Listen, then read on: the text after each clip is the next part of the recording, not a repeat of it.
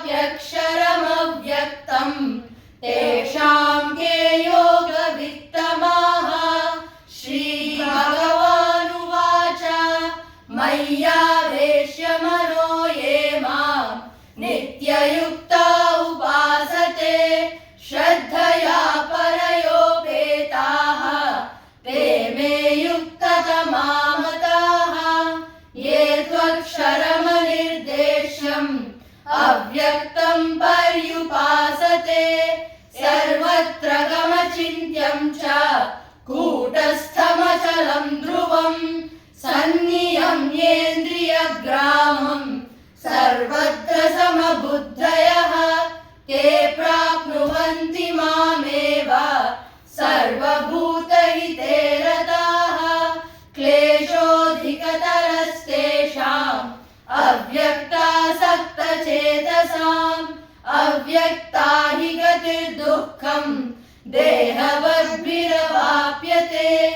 ये तु सर्वाणि कर्माणि मयि सन्न्यस्य मत्पराः अनन्येनैव योगेन मां ध्यायन्त उपासते तेषामहं समुद्धर्ता मृत्युसंसारसागरात् भवामि न चिरात् पार्थ मय्यावेशितचेतसाम् मय्येव मन आधत्स्व मयि बुद्धिं निवेशय निवशिष्यसि मय्येव अत ऊर्ध्वं न संशयः।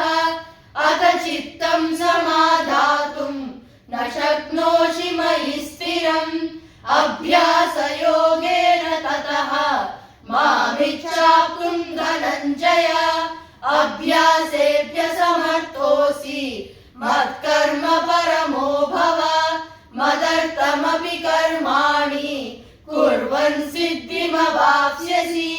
अथैतदप्यशक्तोऽसि कर्तुं मद्योगमाश्रितः सर्वकर्मफलत्यागं ततः कुर्यात्मवान्। श्रेयो हि ज्ञानमभ्यासात् ज्ञानाध्यानं विशिष्यते ज्ञानात् कर्मफलत्यागः त्यागात् शान्तिरनन्तरम्। अद्वेष्टा सर्वभूतानां मैत्रः करुण एव च निर्ममो निरहङ्कारः समदुःखसुखः क्षमी सन्तुष्टः सततं योगी यदात्मा दृढनिश्चयः। मय्यर्पितमनो बुद्धिः यो मद्भक्तः स मे प्रियः। यस्मान्नो द्विजते लोकः लोकान्नो द्विजते च यः। हर्षामर्षभयोद्वेगैः मुक्तो यः स च मे प्रियः। अनपेक्षः शुचिर्दक्षः उदासीनो गतव्रतः सर्वारम्भपरित्यागी यो मद्भक्तः स मे प्रियः। यो न हृष्यति न द्वेष्टि न शोचति न काङ्क्षति शुभाशुभपरित्यागी भक्तिमान् यः स मे प्रियः।